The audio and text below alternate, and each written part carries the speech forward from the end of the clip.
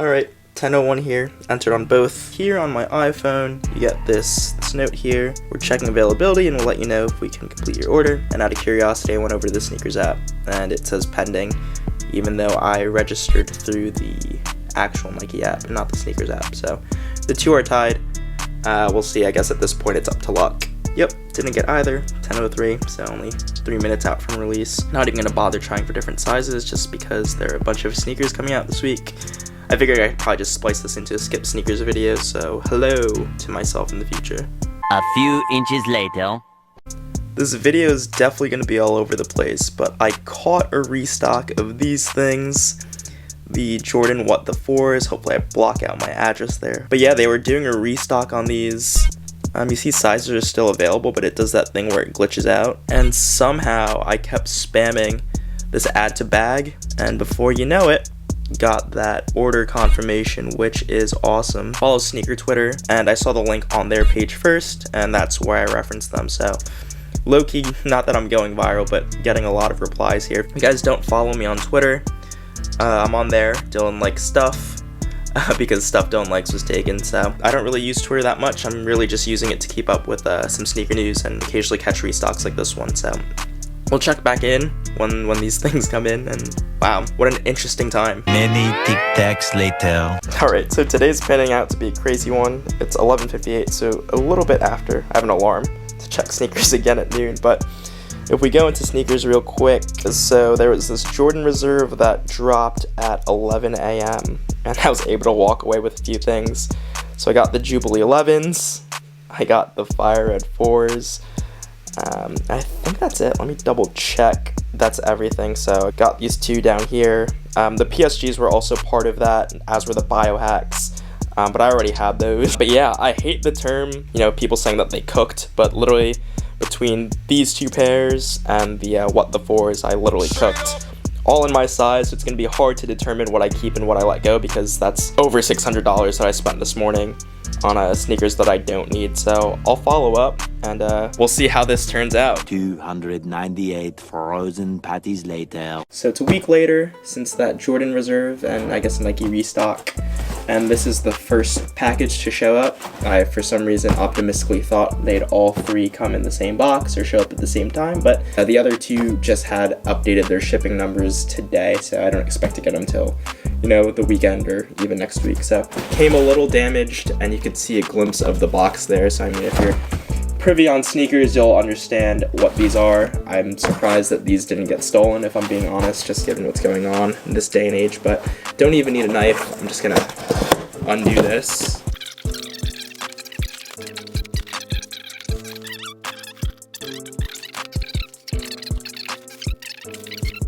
Here they are. So these are the Air Jordan 11 Retro, dubbed as the Jubilees.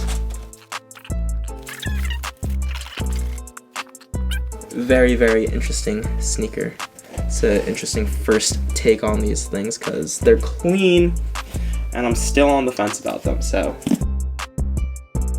a few days later, the remaining packages decided to show up. You guys know what shoes are in here, I just don't know what shoes in which box, so I guess we could start with this bottom one.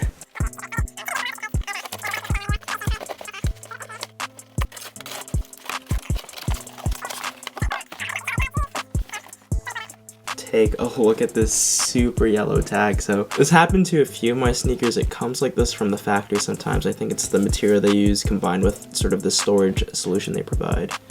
But this is the Air Jordan 4 Retro SE in a colorway of white, military blue, fire red, and there are a few others that are listed on the internet, but on the box tag that's what it says.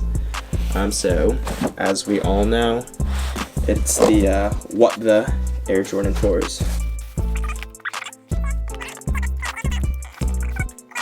On camera, you'll notice that they're mismatched, and it's because it's a combination of 4 different Air Jordan 4 colorways. Off the top of my head, it's the military blues, the fire reds, the white cements, and the black cements. It's essentially the 4 most iconic Air Jordan 4 colorways on one Air Jordan 4.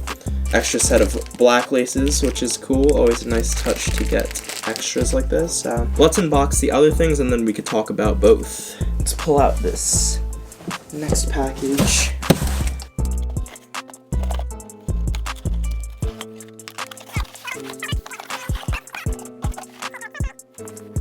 Air Jordan 4 Retro, white, fire red, black, and tech gray. 2-piece box. These come with a different box paper. It's like a speckled cement print type box paper.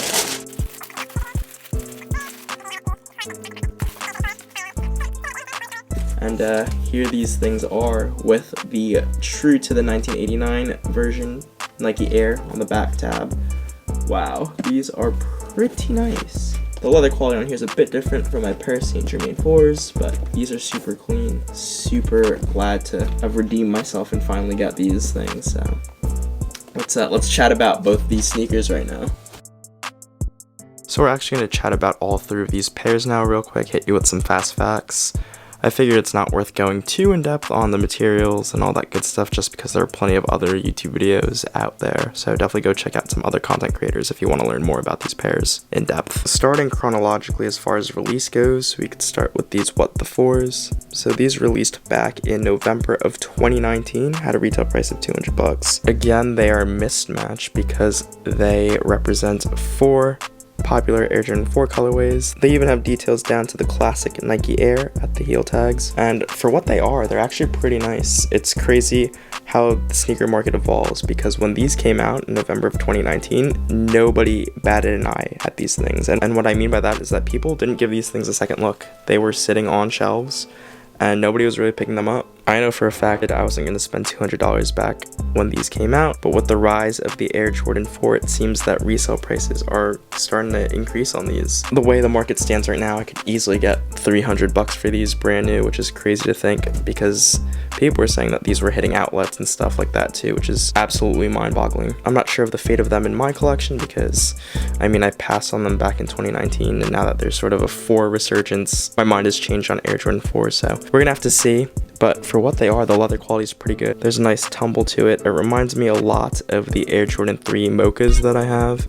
Those two, ironically enough, were shelf sitters as well. I got those on sale straight from the Nike app for like $130 a few months after their 2018 release date. Overall, these things are pretty clean. Not generally a big fan on mismatched shoes, but I think these are well done. Fast forwarding a bit, here are the Air Jordan 4 Retro in the fire red colorway that released back in November of 2020. So these things retro every now and then, and this one most notably is special because of the Nike Air at the back tab. This is the first time since 1989 that this Nike Air is introduced at the back tab. All other retros prior to this had just the standard Jumpman. Obviously you could see elements of the fire reds in the What the 4s, but these are essentially the shoe that started it all. Back in 1989, this is what MJ was wearing on court, along with a few other notable colorways, again represented in the What the 4s, but this one is sort of an original homage to home colorway. So the leather on here is a bit different from the What the 4s. These have a much smoother leather. It reminds me a lot of the leather on the Pure Platinum Dunks that I picked up in late 2020, and I'm not sure if it's a compliment to those Dunks or if it's a knock on the quality of these things, because these things were mass produced. From what I've gathered, there seems to be 1 million pairs plus that released back in their November 2020 release date, which makes sense because this is one of those Jordans that, you know, only comes out every few years, and when it does, it makes a big splash. I remember back in November, I didn't really try too hard to get these, but from my understanding, we're sitting on the morning of release date, so if you did really want these, you're able to get them, but I decided to pass for whatever reason. But now that I have them, it's sort of a redemption. Glad that I have an original colorway in the collection because these things are classics. And then last up are the Jubilee 11s that were released originally back in December of 2020. So the year 2020 marked the 25th anniversary of the Jordan model, and this was the seasonal release of the Jordan 11. And what I mean by that is every year in December they release a Jordan 11 colorway. Back in 2019, I grabbed the Bread 11, which truthfully I don't wear that much, and this was the 2020 release. So compared to other Jordan 11s, this one looks different because of this Jordan running up the eye stay. So this specific colorway was inspired by one of Tinker Hatfield's early sketches of the Air Jordan 11, which included this. I passed on these when they came out back in December, and looking at them now, I could see why I did. I think the overall colorway is super clean. You can't really go wrong with pretty much all black and silver sneaker. But at the same time, again, I mentioned my Bread 11s. I barely wear those things, so The fact that I would spend $220 on these, a sneaker that I'd probably get a few wears in the entire year out of, it just doesn't make sense to me. I figure for that same $220, I could buy something else that I really want. I've sort of grown to start paying $200 plus for sneakers at this point, but this is definitely a tough pill to swallow, especially since I'm not so crazy about it. And overall, to close on these 3 sneakers, I'm not entirely sure what's gonna stay and what's gonna go, but either way, I'm just glad to have gotten these things for retail. It's pretty much an impossible mission these days to get any sort of Jordan release on release for retail, so the fact that I was able to grab them at that Jordan Reserve or Restock for their retail prices is amazing. It also makes me question what exactly is sitting in Nike's factories, what are they withholding, what they're doing on the back end to, be able to do things like that, but that's a mystery that I don't think I'll ever uncover. But really, that's all I have for this video. Let me know what you guys think of these 3 pairs. Do you like one particularly? Should I sell off a few? Let me know. At the same time too, let me know in the comments if you're able to grab something from that restock. It'd be great to hear. If you haven't already, follow me on Instagram at StuffDylanLikes, because I'm sharing pickups like this way before these videos come out. So do follow me over there. Also, be sure to stick around the channel by subscribing and liking the video. Things like this take time though, so it'd be greatly appreciated to subscribe, keep the energy going. That's all I have for this video though. Thanks for watching. Catch you guys in the next one. Peace.